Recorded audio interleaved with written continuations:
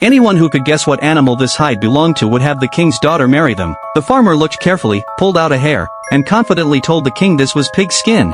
No! The princess breathed a sigh of relief upon hearing this. The second contestant was a teacher who took out a magnifying glass to observe carefully and determined this was tree bark. The princess looked nervously at the king, and the king shook his head. The third contestant was a handsome knight, and the princess fell in love at first sight. She tried to get the answer from the king, but the king firmly refused. The knight pondered for a moment and confidently said this was the hide of a giant manatee. The answer was wrong, and the princess was extremely disappointed. At this moment, an ugly savage suddenly burst in, and soldiers stepped forward to stop him. The king ordered them to let him go, announcing that anyone could participate in the competition. The savage had lived in the jungle for years and had very keen senses of smell. He leaned close to the hide and sniffed it, saying this was flea skin. The king's smile instantly froze, and the princess sadly left the scene. At a court ball 6 months ago, a flea had crawled onto the king's hand. The king tried to shoo it away, but the flea refused to leave. Out of curiosity, the king brought it back to his chambers. Every day, the king would prick his finger and feed the flea with fresh blood.